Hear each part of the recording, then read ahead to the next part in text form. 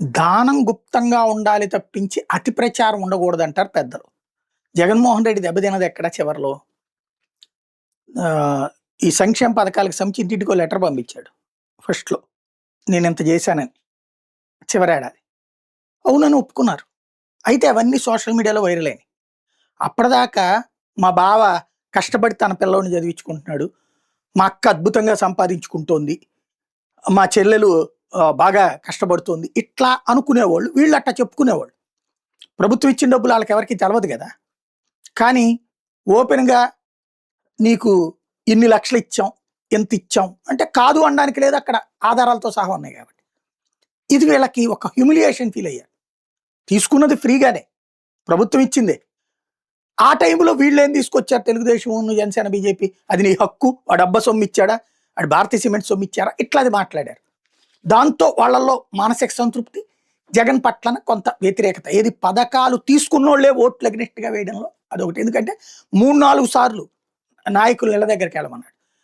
వాలంటీర్లతో ఒకసారి, తర్వాత అదేదో పేర్లు పెట్టి పార్టీ పదవులతో కొంతమందిని పెట్టి పంపించారు. వాళ్ళు ఇంటి దగ్గరికి వచ్చి నీకెంత ఇచ్చాం కదా, నీకెంత ఇచ్చాం కదా అని 5, 6 సార్లు వాళ్ళు కలిశారు. 6 నెలల్లో చివరి 6 నెలలు. కాబట్టి ఓటేయని. ఇన్నిసార్లు అందరి ముందు మా పరువు తీశారు, ఇచ్చారు అన్నటువంటి దాని మీద.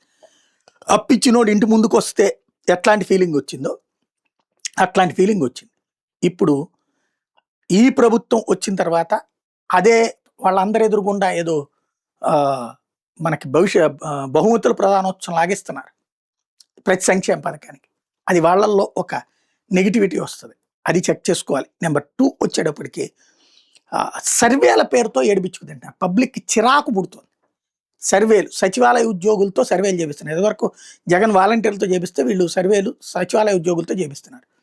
వాళ్ళకి మళ్ళీ డ్యూటీలు టైమింగ్ కనుక చేయకపోతే ఉద్యోగం తీస్తామంటే పాపం వాళ్ళు పరుగులు పెట్టినటువంటి సంఘటన చూసాం.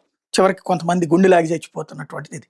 మెయిన్ సర్వేలు చేస్తున్నటువంటి కొంతమందితో నేను మాట్లాడినప్పుడు, సర్వేలుకి సమాధానం చెప్పిన వాళ్ళని నేను కొంతమందితో మాట్లాడినప్పుడు అర్థమైన విషయం ఏంటంటే, ఇప్పుడు అదేదో ఈకేవైసీ చేశారా లేదా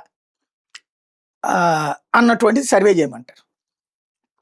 ఈ సర్వేలకు ఏం పెట్టారు? మామూలుగా ఇదివరకు సర్వేలు అంటే ఎట్లా ఉంటుంది అంటే, అడిగారు వాళ్ళని, తెలుసుకున్నారు, వీళ్ళు నోట్ చేసుకుంటారు. అట్లా కాదు.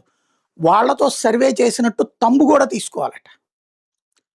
ఇక్కడ నాట్ ఇంట్రెస్టెడ్, ఇంట్రెస్టెడ్ ఇట్లాంటి ఏయో పాయింట్ పెడతారు. కానీ ప్రతి ఇంటికి వెళ్ళాలి.